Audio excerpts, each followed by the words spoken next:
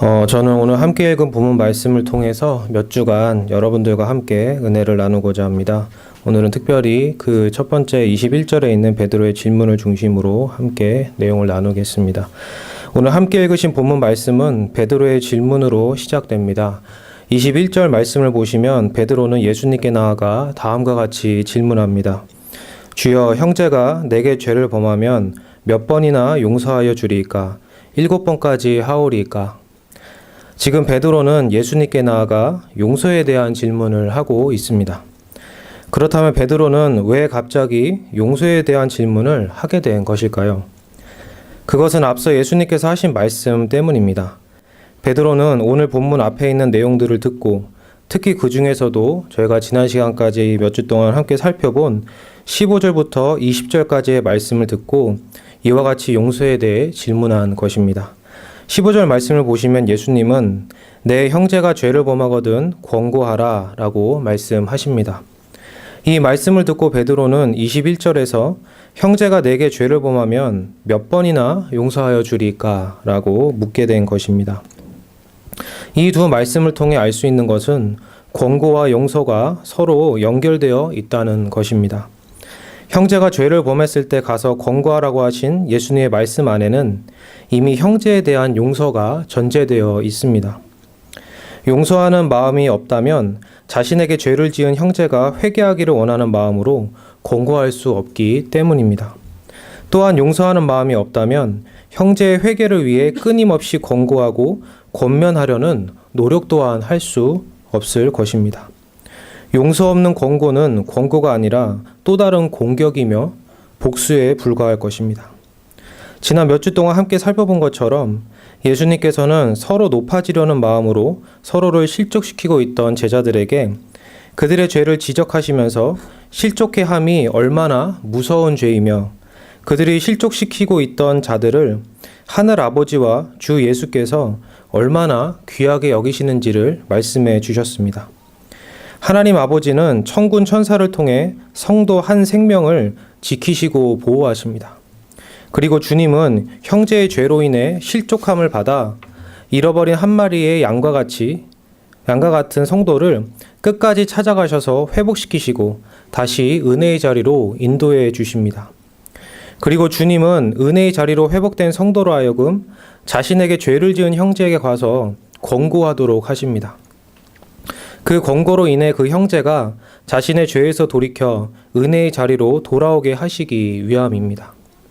그런데 그러한 권고를 듣지 않고 자신의 죄를 회개치 않아도 주님은 포기하지 않으시고 한두 사람을 더 붙여주셔서 권고하게 하시고 그들의 말도 듣지 않는다면 주님은 교회를 통해 권고하게 하시며 끝까지 돌이키지 않는다면 치리하여 교회로부터 출교를 당하게 하십니다. 그런데 이러한 출교를 포함한 이 모든 권고와 치리의 과정은 죄를 지은 형제가 자신의 죄 때문에 망하는 길로 가도록 몰아가고자 하는 것이 아니라 그가 자신의 죄를 깨닫고 돌이키게 하기 위함입니다. 그렇기 때문에 그 형제를 용서하는 마음과 그 형제를 용서하고자 하는 마음이 없다면 이러한 끊임없는 권고와 권면은 불가능합니다. 그러므로 성도는 먼저 형제의 죄에 대해 보복하고자 하는 마음을 버리고 그의 죄를 옳다고 여기지는 않더라도 그를 사랑하는 마음을 버리지 않는 가운데 오히려 형제를 용서하여 그가 죄로부터 돌이키고자 하는 마음을 가져야 합니다. 이것이 우리에게 필요한 1차적인 용서의 마음입니다. 그리고 이러한 용서를 통해 우리는 우리의 마음을 모든 보복과 안갚음으로부터 깨끗하게 할 수 있습니다. 그리고 하나님의 은혜로 형제가 권고를 듣고 자신의 죄를 깨닫고 돌이켜 하나님 앞에서와 우리 앞에서 자기의 죄를 회개하고 용서를 빈다면 그때 우리는 더 기쁘고 감사한 용서를 할 수 있게 됩니다. 이것은 1차적으로 가졌던 용서보다 더 확실한 용서이며 하나님의 은혜로 1차적으로 가졌던 용서의 열매를 맺고 그것을 누리는 것과 같은 은혜가 있게 되는 것입니다. 이와 같이 형제가 회개하기 전에 가져야 하는 용서의 마음이 있고 형제가 자신의 죄를 회개하였을 때 가질 수 있는 용서의 마음이 있습니다. 그리고 우리는 이러한 용서를 통해 다시 그를 받아들여 관계를 회복하게 됩니다. 그리하여 우리 또한 잃어버린 형제를 다시 찾는 기쁨을 하나님과 함께 누리게 됩니다. 그러므로 베드로는 죄를 지은 형제에게 권고하기 위해서는 용서가 전제되어야 하고 권고와 치리로 인해 회개한 형제를 용서해야 한다는 예수님의 의도를 어느 정도는 파악하고서 예수님께 나아가 형제를 용서함에 대한 질문을 하였던 것입니다. 이 질문을 통해서 우리는 베드로가 예수님의 말씀을 어느 정도는 잘 이해하였다는 것을 알 수 있습니다. 그런데 이러한 베드로의 질문에는 한 가지 문제점이 있었습니다. 그것은 바로 7번이라는 횟수를 제한한 것입니다. 베드로가 이러한 횟수를 제한한 데에는 몇 가지 의도가 있다고 볼 수 있습니다. 먼저 첫 번째로는 7번을 완전수라는 측면에서 봤을 때 베드로는 7번 정도 하면 완전하게 잘한 것이라고 생각하여 그 정도까지 할 수 있는 자신을 과시하고 인정을 받고자 했던 의도가 있었음을 알 수 있습니다. 당시 유대 랍비들은 상대를 용서할 때 3번까지만 용서하라고 하였습니다. 그런데 베드로는 그것을 넘어서 7번이라는 횟수를 제시하였습니다. 어찌됐든 당시 유대인들보다는 더 하고자 하는 의욕을 보인 것은 맞지만 그 이면에는 자신은 다른 유대인들보다 용서를 더 할 수 있고 그러므로 더 관대하다는 것을 드러내고 과시하려는 의도가 있었다는 것입니다. 이러한 측면에서 봤을 때 베드로의 질문은 마태복음 18장 1절에서 제자들이 예수님께 한 질문과 별반 다를 것이 없습니다. 1절을 보시면 제자들은 예수님께 나와 자신들 중 누가 제일 큰 자인지를 묻습니다. 천국에서 누가 큰 자인지를 묻는 것입니다. 이 질문은 결코 자신들이 질문하고 있는 예수님이 천국에서 가장 크신 분이라는 것을 의식하는 가운데 질문한 것이 아닙니다. 단지 그들은 자신들 중 누가 제일 높은 자리에 앉을 자인지 예수님께서 자신들의 서열을 정리해달라고 요구하고 있었던 것입니다. 즉 질문한 자신이 가장 크다는 얘기를 듣고 싶어서 그러한 질문을 한 것입니다. 그들은 이제 십자가에 달려 죽는 자리에까지 낮아지고자 하시는 예수님 앞에서 자신을 최고의 자리로 끌어올리려는 교만을 부리고 있었던 것입니다. 이러한 의도가 베드로의 질문에도 역시 들어있었다는 것입니다. 두 번째로 베드로의 질문에는 이러한 자기과시의 의도뿐만이 아니라 또 다른 잘못된 의도가 있었습니다. 베드로가 7번의 횟수를 제한했던 것은 당시 유대주의자들의 태도와 비슷한 것이었습니다. 하나님의 법 앞에서 자신이 할 만한 횟수나 규칙을 정하여 그것을 채우면 자신을 의롭게 여기는 그러한 태도가 있었던 것입니다. 그래서 베드로도 7번 정도면 할 수 있겠다는 생각 가운데 7번 정도는 할 수 있으니 마치 그 이상은 자신에게 요구하지 말라는 것처럼 말씀을 드렸던 것입니다. 그리고 7번의 횟수를 채우면 그렇게 한 자신을 의롭게 여기고 높이 평가하고자 하는 당시 율법주의자들의 모습을 베드로도 갖고 있었던 것입니다. 이러한 태도의 문제의 핵심은 바로 용서를 마치 자신의 힘으로 할 수 있다고 여기는 것입니다. 하나님께서 원하시는 용서를 내 자신의 힘으로 할 수 있는데 그 한계는 바로 7번 정도라는 것입니다. 이러한 태도에는 결코 하나님께서 주신 은혜를 의지하고자 하는 것과 하나님께서 지금도 함께 하셔서 인도하시는 은혜를 의지하고자 하는 것 둘 다 없는 태도입니다. 이것은 철저히 하나님으로부터 독립하여 내가 할 수 있는 만큼만 하겠다는 자기 의존적인 태도인 것입니다. 이것이 율법주의자들의 문제의 핵심이었습니다. 또한 이러한 문제를 당시 베드로 역시 갖고 있었던 것입니다. 결국 7번이라는 완전수를 내세워 당시 유대인들이 3번만 하라고 했지만 나는 7번이나 할 수 있다고 하여 자기를 과시하는 것이나 내 힘으로 7번 정도는 할 수 있지만 그 이상은 힘들다고 하여 결국 자신이 할 수 있는 만큼만 하겠다는 것이나 이 둘은 모두 자기가 중심이 된 마음의 태도에서 나온 것입니다. 그리하여 그 횟수를 채우면 그렇게 한 자신을 높이고 인정받아 그러한 자신의 공로로 높은 자리에 앉고자 하였던 것입니다. 결국 자신으로부터 시작해서 자신을 높이고자 하는 것이 그 목적이었습니다.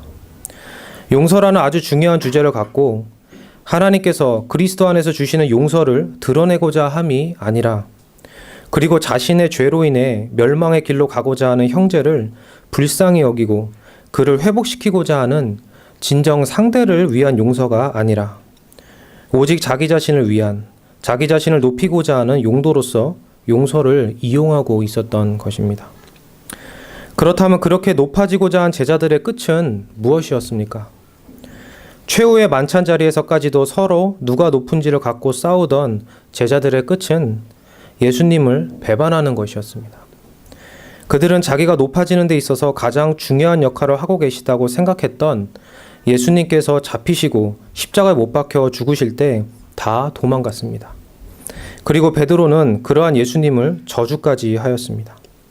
그리고 예수님을 저주한 자신의 죄악을 철저히 깨닫고 베드로는 처절하게 낮아졌습니다.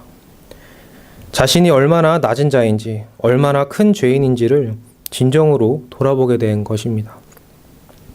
물론 베드로는 누가복음 5장에서 볼 수 있듯이 자신이 죄인이라는 의식을 갖고는 있었지만, 이제 예수님을 배반한 자리에서 그는 자신의 실체를 더 적나라하게 보게 된 것입니다. 이처럼 자기 자신을 위해 하는 용서는 참된 용서가 아니며, 횟수로 제한하는 용서 역시 참된 용서가 아닙니다. 용서를 3번까지 하든 3번을 넘어 7번까지 하든 그것은 결국 용서를 하지 않겠다는 것을 의미합니다. 왜냐하면 죄인은 연약하고 악하여 끊임없이 죄를 범하기 때문입니다. 우리는 하루에 죄를 7번이라도 더 범할 수 있기 때문에 예수님은 누가복음 17장에서 만일 하루에 7번이라도 내게 죄를 짓고 7번 내게 돌아와 내가 회개하노라 하거든 너는 용서하라 라고 말씀하십니다.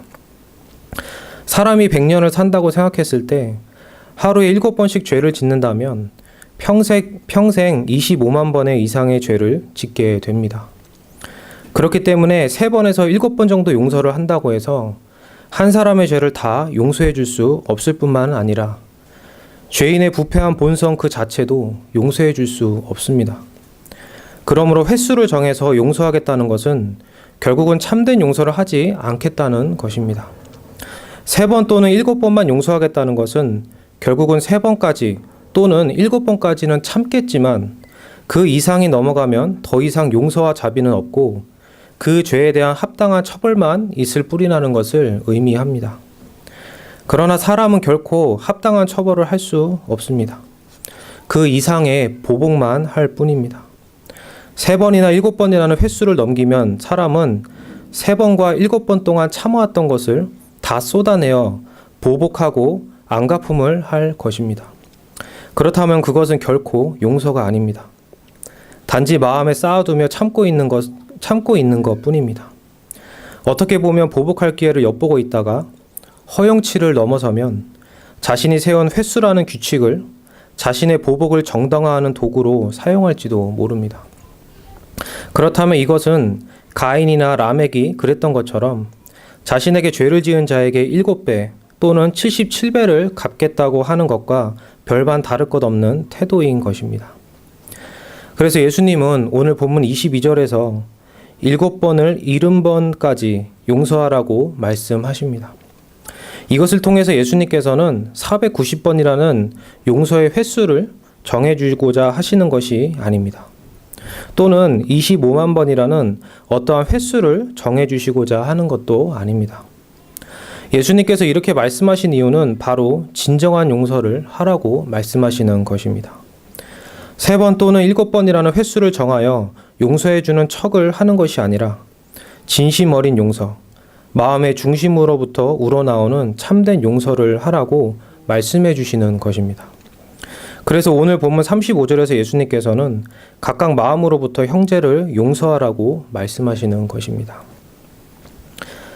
그렇다면 우리는 어떻게 진심 어린 용서를 해줄 수 있는 것입니까? 사실 진심 어린 용서라는 것은 쉬운 일이 아닙니다. 우리는 상대로부터 잘못을 하나만 당해도 마음에 울분이 일어나고 그것에 대한 분노를 참기가 어렵습니다. 그리하여 보복하고자 하는 마음을 품게 되기도 합니다. 그로 인해 우리는 우리 마음을 더럽히는 또 다른 죄를 범하게 됩니다. 물론 누군가의 잘못으로 인해 피해를 당했을 때 이러한 마음이 들 수도 있습니다. 우리에게는 우리가 당한 피해에 대한 정당한 분노가 일어날 수 있습니다. 그렇지만 우리 마음 안에는 정당한 분노만이 아니라 온갖 악한 것들이 샘솟아 그것과 뒤섞이게 됩니다. 그리하여 내가 받은 것 이상의 것을 되돌려 주려고 합니다. 그렇기 때문에 누군가를 용서한다는 것은 우리의 힘으로는 할 수 없습니다. 사실 죄인은 용서가 무엇인지를 알 수조차 없습니다. 죄에 대한 자비라는 것은 죄가 갖고 있는 항목에는 결코 있을 수 없는 것입니다. 그렇다면 죄에 대한 용서는 어디로부터 나오는 것입니까? 그것은 오직 하나님으로부터만 나옵니다. 용서의 근원인 자비는 하나님의 선하심입니다.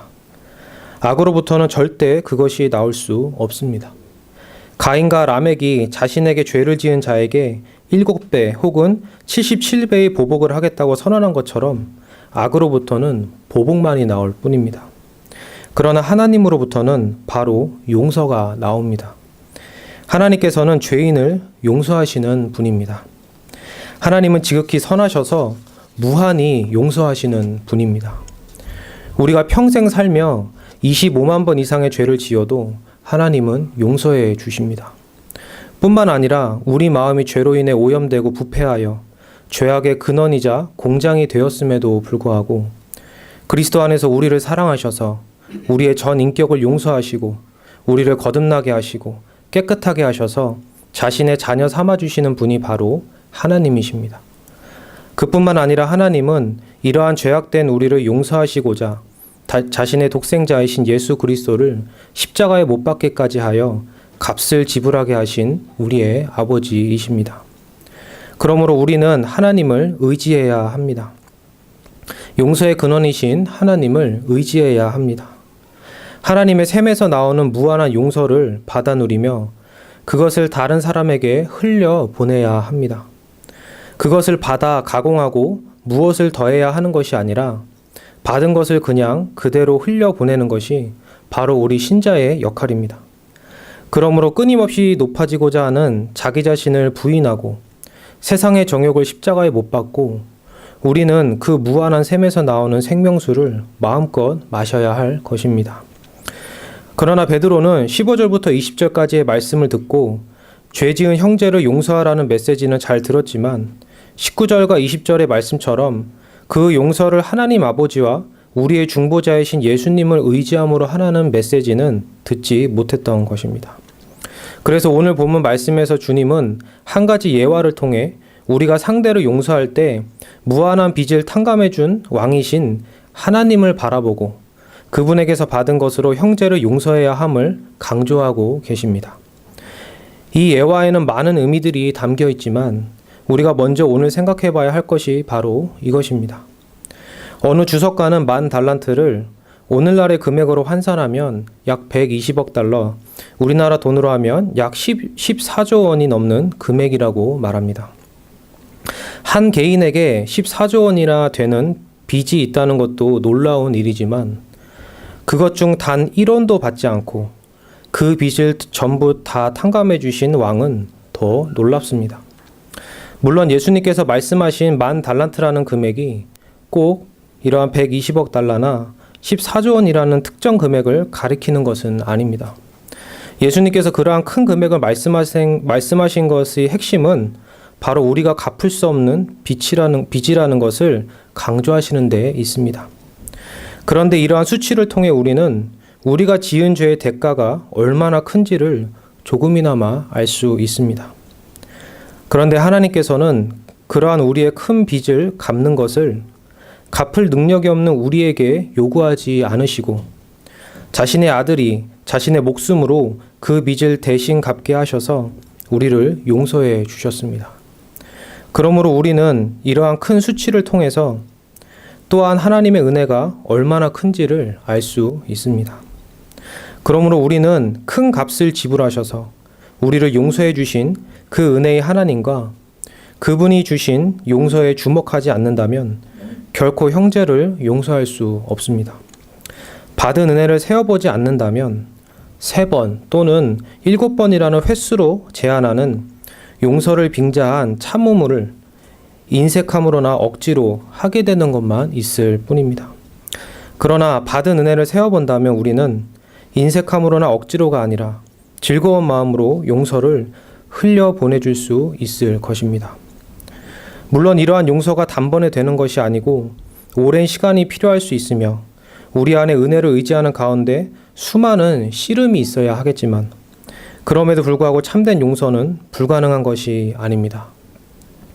우리 믿음의 선배이신 손양원 목사님께서 자신의 2 아들을 죽인 자를 하나님의 은혜로 오히려 용서하여 양자 삼으셔서 결국 그로 하여금 주 예수를 믿을 수 있게 하시고 심지어 그와 그의 아들이 하나님의 종으로서 사역할 수 있게 하신 것처럼 우리를 지켜보시고 보호하시며 우리와 늘 함께 하시는 하나님 아버지와 주 예수 그리스도를 의지하며 하나님께서 주신 은혜를 의지한다면 우리 또한 그러한 용서를 할 수 있게 될 것입니다. 이제 말씀을 마치겠습니다. 우리 안에도 당시 제자들처럼 하나님의 은혜와 그분의 선한 인도하심을 의지하지 않고 단지 우리의 힘으로 나 자신을 위해서만 용서하려는 위선이 있을 수 있습니다.